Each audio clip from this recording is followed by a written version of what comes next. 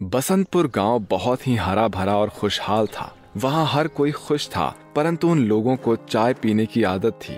उस गांव का हर एक बंदा चाय पीने का बहुत ज्यादा शौकीन था। वो लोग 4 बार चाय पीते थे, सुबह, दोपहर, शाम और रात में। इस वजह से उस गांव को चायपुर के नाम से भी जाना जाता था। अरे भैया, सुबह की चाय नहीं पिलाओगे का? क्यों नहीं भैया, आओ आओ, अच्छा है तुम आ गए। तुम्हारे बहन से हमें भी एक बार और चाय मिल जाएगी। अभी खाना खा के निपटे हैं तो चाय की तलब लग रही थी। अच्छा हुआ तुम आ गए, नहीं तो हमारी मेहरारू कहती कि अभी तो खाना खाया है, फिर चाय पीने लगे। अब बात तो दरअसल यही है कि हम भी अभी खाना ही खाकर निपटे थे। हमने भी अपनी मेहरारू से कहा कि चाय बना दो, तो उन्होंने कहा कि अभी तो खाना खाया है ना जी, तो सोचा कि तुम्हारे पास आ जाएं। और तुम्हारी मेहरारू वैसे भी काफी अच्छी चाय बनाती है, ठीक है ना? अरे भैया, तुमने तो बहुत अच्छा किया। अरे सुनती हो, अरे दीनानाथ जी आए हैं, अरे जरा चाय तो बना दो। इसी तरह से गांव के सभी लोग चाय पीने का बहाना ढूंढते रहते थे। एक बार ठंड बहुत ज्यादा पड़ रही थी।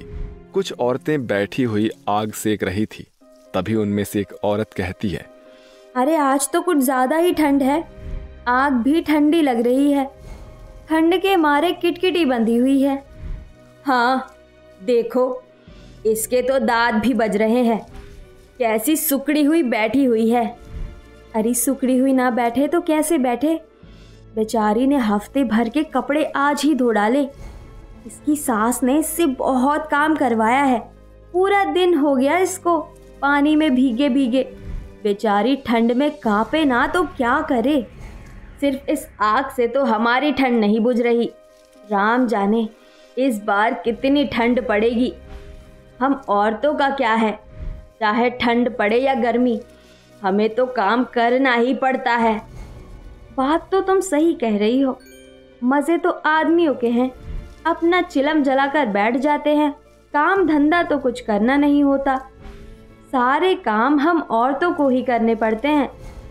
हाँ, बैठे होंगे सब एक जगह हुक्का फूकने। अरे वो हुक्का फूक रहे हो तो क्या हुआ, एक काम करते हैं। बेचारी ये आग बेकार की जल रही है, इससे हमारी ठंड भी नहीं जा रही। एक काम क्यों ना किया जाए कि एक पतीले में चाय ही उबाल ली जाए। बैठे बैठे चाय पिएंगे तो तन में गर्मी आएगी। ये तो बड़ा अच्छा उपाय सुझाया है तुमने। रुको, मैं चाय का सामान लेकर आती हूँ। वो औरत चाय का सामान और कुछ गिलास लाकर चाय बनाती है और फिर सभी औरतें चाय की चुस्की लेते हुए गप्पे लड़ाती हैं। राम भला करे तेरा, तूने तो तन में स्फूर्ति भर दी। जब तक चाय पेट में ना पड़ जाए तब तक काम नहीं चलता है। जिस तरह से गाड़ी चलाने के लिए पेट्रोल की ज़रूरत होती है, उसी तरह से हमें चलने के लिए चाय की ज़रूरत होती है। और तूने तो इस बार इतनी अच्छी चाय बनाई है कि क्या बताऊं। इसमें क्या डाला है? इसमें थोड़ी सी लौंग, अदरक और इलायची डाली है। अच्छी लगी ना तुम्हें? मैंने सोचा ये डालकर देखती हूँ कि चाय कैसी बनती है। अब मैं ऐसे ही चाय बनाऊंगी, क्योंकि तुम्हें पसंद आई तो मेरे घर वालों को भी पसंद आएगी। बहन, अब हम चलते हैं। हमारे मर्द आ गए होंगे घर पे, उन्हें भी तो चाय बनाकर पिलानी है। दूसरी ओर चौपाल पर बैठकर कुछ आदमी हुक्का फूंक रहे थे और चाय को मिस कर रहे थे। तभी वहां छन छन की आवाज के साथ किसी के आने की आहट आती है। अरे किसी के चलने की आवाज आ रही है, पर कोनो दिख नहीं रहा है भाई। हाँ, ऐसा लग रहा है कोई औरत आ रही है, परंतु रात में कोई महिला अपने घर से काहे निकलेगी भाई? तुम लोगों को तो आवाज आ रही है, पर मुझे तो बड़ी अच्छी खुशबू आ रही है चाय की। तुझे तो चाय कितनी भी पिला दो, मगर तुझे हर समय चाय की ही लगी रहती है। नहीं भैया, मुझे भी अच्छी खुशबू आ रही है चाय की। लगता है किसी के घर चाय बन रही है। अब तो तलब लगने लगी है चाय की। ये सब आपस में बात कर ही रहे थे कि तभी एक सुंदर सी महिला अपने हाथ में केतली लटकाए हुए नजर आती है। सब उसे देखकर चौंक जाते हैं, परंतु उन्हें और ज्यादा आश्चर्य तब होता है जब वो केतली लेकर उनकी तरफ आती है। अरे भैया, इस सुंदर महिला तो हमारी ओर आ रही है। ये महिला हमारे गांव की तो नहीं लग रही, क्योंकि हमारे गांव की महिलाएं घरों से रात में नहीं निकलती। तुम जानते हो क्या इसको? ना जी, हम नहीं जानते हैं। सब उसको देखकर सोचने लग जाते हैं कि आखिर वो महिला कौन है। इतनी देर में वो महिला उनके पास आ जाती है और कहती है, अरे बाबूजी, हमारा नाम सुगंधा है। हमने सुना है कि इस गांव के लोग चाय पीने के बहुत शौकीन हैं, इसीलिए हम आप लोगों को चाय पिलाने के लिए आ गए। अरे वाह, हमें तो वैसे ही चाय की तलब लग रही थी और ये हमारे लिए चाय भी लेकर आ गई हैं। न जाने कैसी चाय होगी इसकी। मुझे तो अदरक वाली चाय पसंद है। मेरे पास हर तरह की चाय है, अदरक वाली, इलायची वाली, मसाले वाली, तुलसी वाली। जिस तरह की चाय मांगेंगे उस तरह की चाय बनाकर दे दूंगी। तुम एक बार मेरे हाथ की चाय पीकर तो देखो। हाँ, मुझे एक कप चाय बना दो। मुझे बहुत तेज तलब लग रही है चाय की। तुम में से किसी को पीनी है तो पियो, क्योंकि मैं तो जरूर पीऊंगा भैया। सभी लोग उसके हाथ की चाय पीते हैं और सभी को उसकी चाय बहुत पसंद आती है। सब एक नहीं 2-2 बार चाय पीते हैं, परंतु सुगंधा की आंखें किसी को ढूंढ रही होती है। जब एक व्यक्ति ये देखता है तो सुगंधा से पूछता है, मैं बहुत देर से देख रहा हूँ कि तुम हमें चाय तो पिला रही हो और जो बहुत स्वादिष्ट भी है, परंतु तुम्हारी आंखें जो है वो किसी को ढूंढ रही है। अब बात क्या है जी?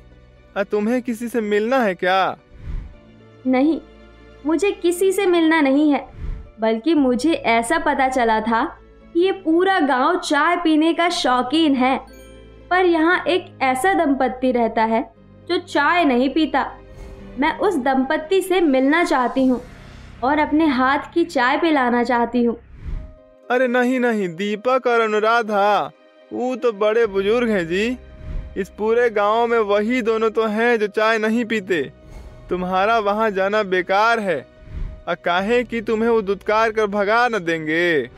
जब मैंने तुम सबको चाय पिलाई है तो एक बार उनसे भी मिल लूं। मुझे जरा बताओ कि वो दोनों रहते कहाँ हैं? ठीक है, सीधे रास्ते पर जाओ, एक पीपल का पेड़ मिलेगा, उसके पास से तीसरा घर उन्हीं का है। सुगंधा अपनी केटली लेकर उस ओर चल पड़ती है। वहां से निकलते ही वो अपने चुड़ैल रूप में आ जाती है और दीपक और अनुराधा के घर पहुंचती है। वहां जाकर वो फिर अपना रूप बदल लेती है। मैं यहाँ पर चाय पिलाने के लिए आई हूँ, मेरे हाथ की चाय पी लो। नहीं बेटी, तुम किसी और को अपने हाथ की चाय पिलाओ। मैं और मेरे पति चाय नहीं पीते। एक बार मेरे हाथ की चाय पीजिए तो सही, आप लोग दोबारा से चाय पीना शुरू कर देंगे। नहीं, तुम अपना वक्त बेकार में जाया कर रही हो। जाओ किसी और व्यक्ति को चाय पिलाओ। पर आप दोनों चाय क्यों नहीं पीते? पूरे गांव में सिर्फ आप दोनों ही हैं जो चाय से नफरत करते हैं। ऐसा क्यों? दरअसल बात यह है कि हमारी एक बेटी थी सुगंधा, उसके ऊपर खौलती हुई चाय गिर गई थी और जो है उसकी मृत्यु हो गई थी। उसी की वजह से हमें चाय से नफरत हो गई है। उसकी मृत्यु के बाद हमने कभी भी चाय को हाथे नहीं लगाया।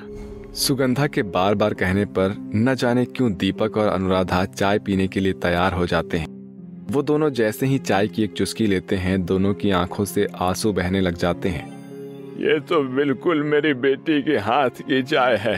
वो भी बिल्कुल ऐसे ही चाय बनाती थी। हाँ, बिल्कुल सेम टू सेम। ना इसमें चीनी है और ना पत्ती। बेटा, तुमने ये चाय बनाना कहाँ से सीखा? इतना कहने पर सुगंधा अपनी असली रूप में आ जाती है। उसे चुड़ैल के रूप में देखकर दोनों घबरा जाते हैं, पर तब सुगंधा अपनी असलियत बताती है कि वो उन दोनों को ही चाय पिलाने के लिए ढूंढ रही थी। वो मरने के बाद चुड़ैल बन गई है। अब उन दोनों को चाय पिलाकर वो मुक्त हो जाएगी और उसके इतना कहते ही वो एक धुएं के रूप में गायब हो जाती है।